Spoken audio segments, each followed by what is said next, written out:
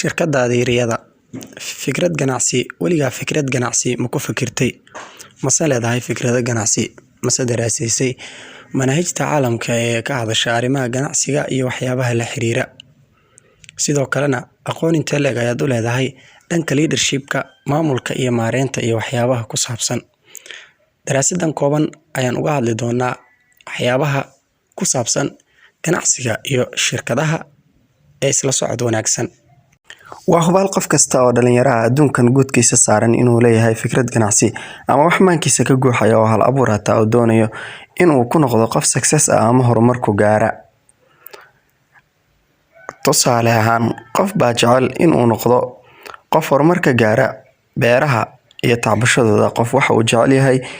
inuu dhanka iyo caafimaadka qalabka caafimaadka warbaahinta qofba si ayuu jecel yahay inuu fikradiisa ganacsi ku saleeyo hase yeeshee fikradaha ganacsiga ee caalamka haatan cusub ee digitalka ah waxay u badan yihiin elektrooniga tiknoolajiyada iyo waxyaabaha la xiriira mudane hal abuure ama marwo dooro fikrad ganacsi oo saliim ah taa oo aad jeceshahay in aad ka miro dhaliso ha noqoto wixii ay doonto hase yeeshee ha ahaato mid aad jeceshahay oo aad dadaalkeeda iyo kartideedaba leedahay wax fikradana aad ka haysato ha ka cabsanin shaqada aad ka shaqaynayso laftirkeeda in aadan aqoon u lahayn wayse dhacdaa marmarka qaar balse wax waa inaad ka taqaanaa tusaale ahaan haddii aan jeclahay in aan ka shaqaysto birta iyo waxyaabaha la xiriiro makaanikada waa in aan ugu yaraan khibrad ka leeyahay baabuurta ugu yaraan haddii gaari maantay aan kici karo ama aan wadi karo wax ka yar kilomitir sideed ku noqon kartaa mid noqda ganacsado guuleystay hal abuur iyo ganacsi waxaad u baahan tahay inaad marka hore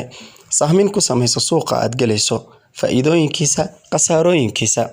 ama aad ugu yaraan la sheekaysato dad hore uga ganacsaday ama se aad wax u soo darasto haddii aan lahayd inaad buugaag soo akhriso inaad website soo akhriso iyo in aad ugu yaraan YouTube-ka ka soo daristo xitaa way fiican tahay haddii khubaro ku takhasustay dhanka ganacsiga aad heli karto ama cashiro ha noqdaan kuwa soft ama hard copy ah ugu yaraan waa in aad haysato wax khibrad ah oo ku saabsan fikradaada ganacsi nuxurka ama dulucda ganacsigaagu waa in ay ahaataa in aad leedahay ujeedo fog taa oo hadafkaagu uu yahay in aad guul ka gaarto ganacsigaaga hamiga iyo kalsoonida iyo qofku in uu ahaado qof dhiiran oo karti iyo dadaal geliya hadafkiisaas uu ceyrsanayana waa lama huraan haddii kale waad hungoobaysaa halkan markii la joogo waa muhiim in aad noqoto qof dukumentiyadiisa iyo sirihiisa xafita hana la wadaagin dadka ka agdhow waayo waxaa laga yaabaa fikradaada ganacsi inay ka dhex arkaan faa'iido curdin ah oo ay iyagu ka shaqaysiistaan ka fikir faa'iidooyinkaaga inkamka iyo dakhliga ku soo gali kara ha cabsoonin ilaahayna tala saaro kadibna bilow fikradaada ganacsi oo noqo mid ku dhiiran kuna adag go'aamadiisa ballan iyo axdina la gal naftaada in aad noqoto guulayste dhab ah ka oo ka miro dhaliya hadafkiisa iyo guushiisa halkan markii la joogo waxaa lagu ogaadaa qofka kalsoonida leh iyo qofka aan kalsoonida lahayn bini aadamku way lahaan karaan daciifnimo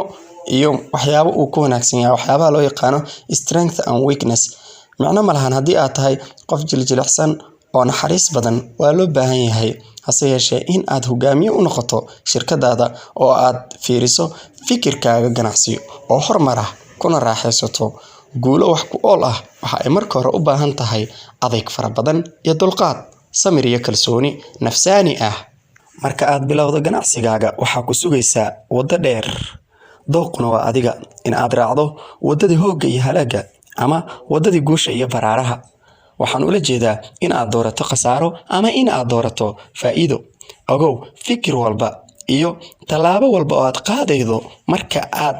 gudaha u gasho fikradaada ganacsi waa mid ka fiirsasho iyo hubanti buuxda u baahan oo aadan ku kadsoomi doonin haddii ay dhacdo in go'aamada qaar aad si degdeg ah u qaadato adiga oon ka fiirsanna waxay caqabad ku noqon doontaa fikradaadii ganacsi ee aad doonaysay in ay guulaysato taasina waxay kugu keeni doontaa in aad noqoto mid guuldaraysta ama failure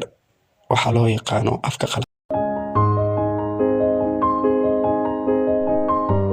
samayso tiim kula shaqeeya kuwa oo aad ku kalsoon tahay iyaysan noqonin dad xogaha iyo siraha iyo dhaqaalaha iyo dakhliga gruubkiina ama shirkadiina u baahiya dadka kale waayo waxaa laga yaabaa in ay ku jiraan dad competitors idinla ah oo idinla tartama ama dadkaas competitorska idinla ah qaarkood ay idin qabaan cadaawad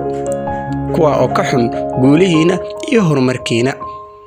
tiimkaagu ha noqdaan dad kuu dhow oo aad ku kalsoon tahay tiimku macna ma laha inta uu rabo ayuu ka koobnaan karaa hase yeeshee businesska baaxadiisa ayay ku xiran tahay iyo baahida loo qabo tiimkaas iyo shaqada ay qabanayaan tiimkuna ha noqdo kuwa xirfad leh tiimkaaga waa inaad u noqotaa role model hogaamiye wanaagsan oo ku dayasho mudan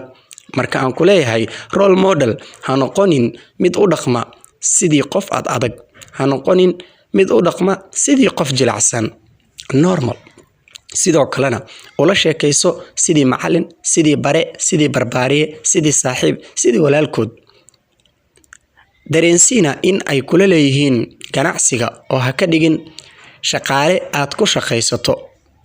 waxaad ka fikirtaa ayaga horumarkooda in ay wax qabsadaan in ay dadaalaan in aad wada leedihiin dan guud oo wadartiinba aad wada ilaashataanna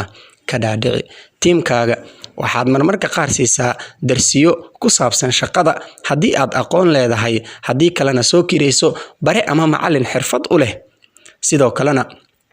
waa in aad bartaa waxyaabaha featureska ah ee shaqadu ku soconayso tusaale ahaan haddii aan rabno in aan sameyno project shaqo oo ku saabsan marketingka waa in aan tiimka sellerska iyo marketerska ee suuqgeeya badeecooyinkeena aan siinaa tababarada casriga ah ee ugu dambeeyay ee kambaniyasha caalamku ay siiyaan shaqaalahooda suuqgeynta sidoo kale shaqaalaha ka shaqeeya dhanka designka iyo wax soo saarka laftirkooda waa in aad siisaa tababaro ku saabsan dhanka iyo wax soo saarka marka laga hadlayo teamwork ama shaqo team waxaa muhiim ah in teamku lahaado leaders dad hogaamiya teamka shirar waa in uu lahaado dad go'aamo qaata sidoo kalena tiimka iyaga ah waa in ay leeyihiin ujeedooyin iyo ajandooyin ay uga hadlaan shir walba oo ay qabsanayaan waana in ay jiraan dad authorities ah oo go'aamada ugu dambeeya gaara adiga maamulaha ah waxa aad leedahay waxaad isku ahaan kartaa mid qabta shaqooyin badan oo leh awoodo badan waxaad ahaan kartaa maamulaha guud waxaad noqon kartaa maaliyadda sidoo kale waxaad noqon kartaa chief marketing waxyaabahaas oo dhan macno ma lahan hase yeeshee haddii ay taas dhacdo tiimkaaga awoodooda way yaraanaysaa ogow waa in shaqada aad daadajisaa oo aad samaysaa maamulayaal adiga ka hoos shaqeeya ha noqdaan kuwa yaryar kuwa kaa da'weyn kuwa kula aqoon leh macno ma laha xitaa kuwa ka aqoon badan haddii shaqaduba aanay hurayn fursadaha aan helayno waa in aan ka fiirinaa dhinacyo fara badan sideedaba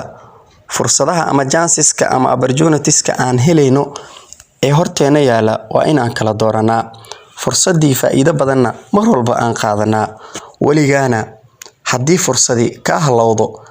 ha isdhihin waad guuldareysatay ee fursadaadii weli ma iman niyadaada geli fursadii ka qasaartay ee kusoo dhaaftana hore uga soco oo waxaad xasuusataa in fursadaadii aysan weli imaanin waayo araggii hore ee Steve Jobs oo ahaa maamulihii aasaasay shirkadda weyn caalamka software-kana caanka ka noqotay iyo electroniga ee Apple ayaa sheegay in fursad ama opportunity ay tahay waqtiga labaad ama the real opportunity is next time not the last time fursadda dhabta ahi waa xilliga dambe ee ma aha midii kusoo dhaaftay haddaba ka fikir waxyaabaha aad bari qabsan doonto oo shalay iska ilow iskuna kalsoono never give up master entrepreneur heshiisyada ama dealska heshiisyada aad galayso ka fiirso heshiis walba adigoo ka eegaya dhinacyo fara badan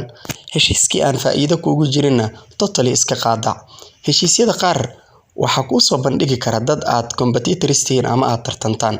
haddii faa'iidadaada xitaa ay ku jirto waliga ha qaadanin heshiis uu ku soo bandhigay qof aad tartan iskula jirtaan qofkii heshiis ku soo bandhigana soo ogow xogihiisa iyo daatadiisa iyo waxyaabaha uu ka shaqeeyo haddii aad ku jirtaan industry isku mid ah isan ogaanin siyaasadda ganacsi waayo wuu ku qiyaami karaa sidoo kale heshiisyada dadka aad la galayso ku dadaal badanaa inay noqdaan dad aad isku jinsi tihiin. Waxaan ka hadlayaa nin ama naag. Haddii aad tahay maamulaha shirkaddan ugu sarreeya,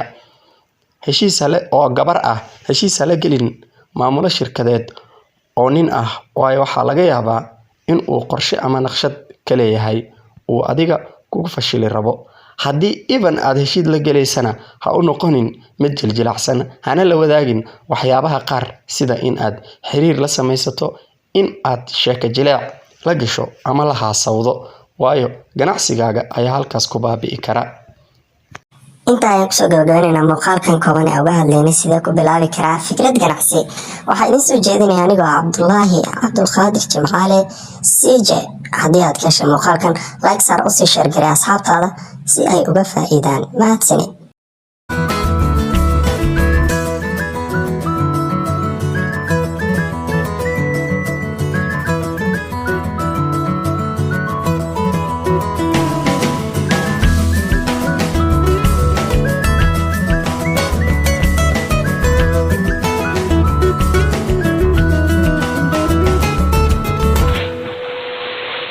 这一次